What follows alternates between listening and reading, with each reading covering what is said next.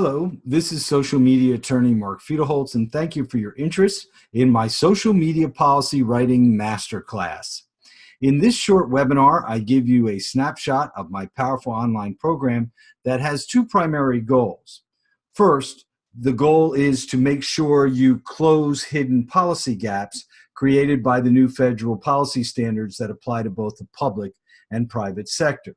Second, the goal is to give you expert policy drafting strategies you won't find anywhere else that creates an airtight social media policy so it holds up in court during a lawsuit.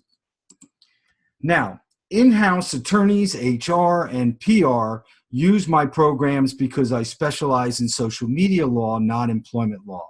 I don't just give you general policy warnings, I give you specific policy drafting strategies that are based on 30 years of practicing electronic media law, writing policies, training thousands of professionals, and spending 200 hours a month researching social media case law and statutes.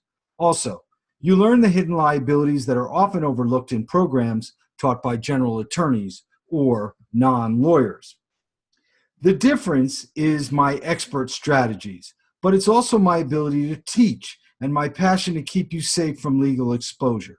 It's not enough to be an attorney that specializes in social media law.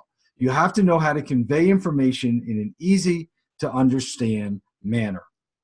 So in my class evaluations, both attorneys and non-lawyers give me high marks on my ability to connect with them. I think my years as a network affiliate television anchor helps me cut through the legal mumbo-jumbo and deliver information with clarity. Now, my main goals are to, first of all, make sure that your policy complies with the new federal standards. I also want to make sure that it holds up in court during a lawsuit.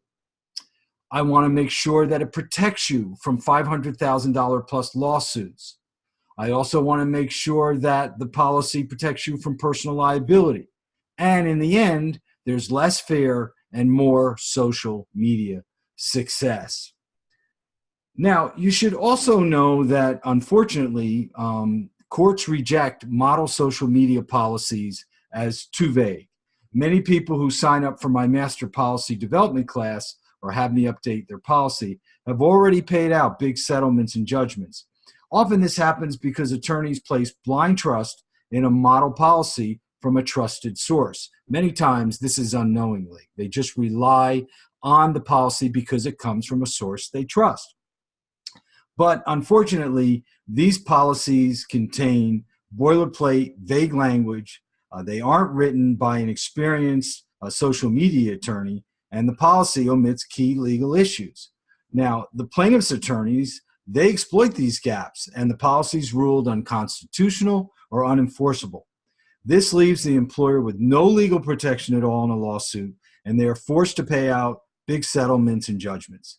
This is why you must always verify who wrote the model policy you are using, and you never assume the policy is airtight just because it came from a reputable policy service or association.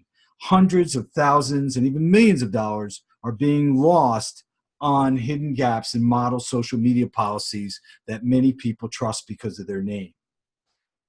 So I have three core drafting strategies.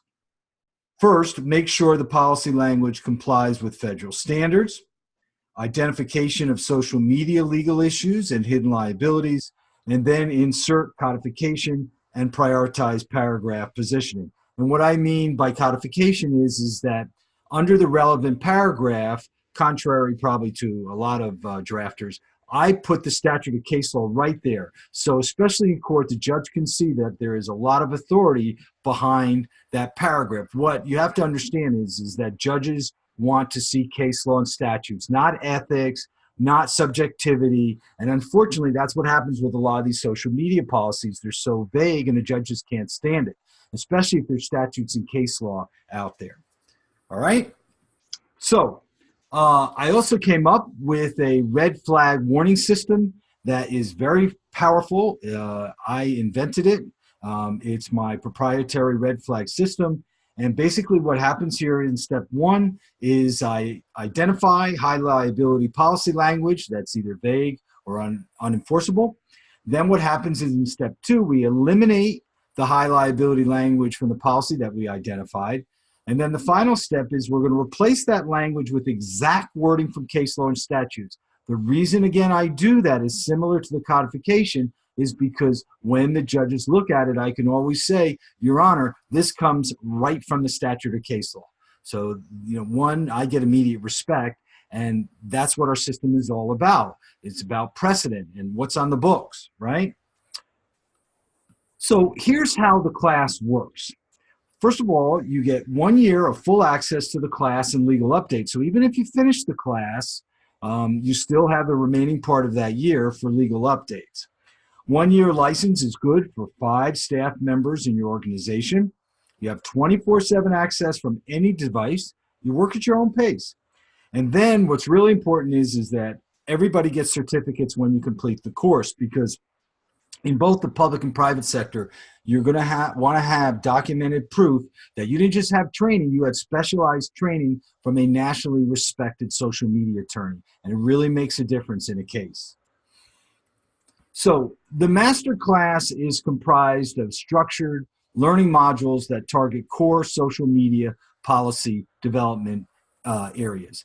I have 5 informational delivery vehicles that I use: videos, webinars, podcasts, white papers, manuals, and legal updates. What I know is you don't need these headlines. They're awful, and they represent nightmare stuff, all right? And I know, and a lot of times I get very frustrated because if people would have just spent the money, which is minuscule compared to these $500,000 plus lawsuits, and used my strategies, learned my strategies and applied them, it would have never happened. All right, especially here, I know in the Petersburg case, it's just a couple paragraphs, especially on the First Amendment. But, the U.S.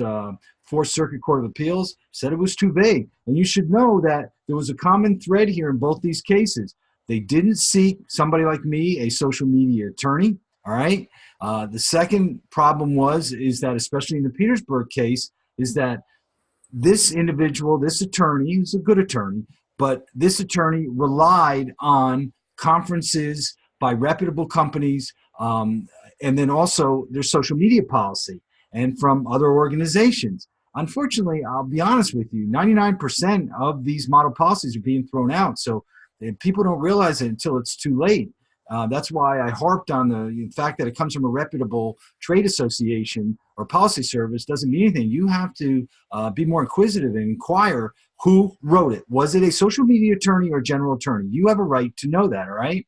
So anyway, in the Petersburg case, it was really unfortunate because the policies that they followed and they used as guidelines, they were just unconstitutionally vague, and it was just a nightmare. And I really felt sorry for the city and especially the attorney as well. But look, there's no bells or whistles here, just hard-hitting information all year long. That's how I have built my reputation over 30 years. And you need to know that this is urgent. All right, you have to have specialized training. And just so you know, the U.S. Supreme Court now has classified social media as high liability specialized area. And that really is a game changer. So you can't just give general warnings and use these vague model policies. It's not going to work anymore. And you're going to get yourself in a lot of legal trouble. All right.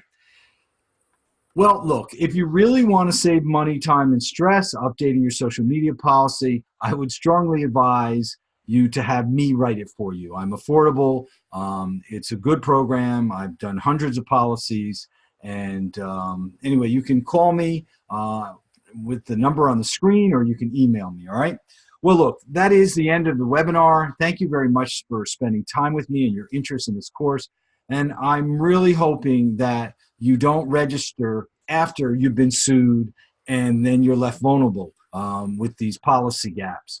You need to register for this course now and take advantage of this real unique learning program, especially at this type of price, all right? So that's about it. Thank you very much, and I hope you enjoyed the webinar.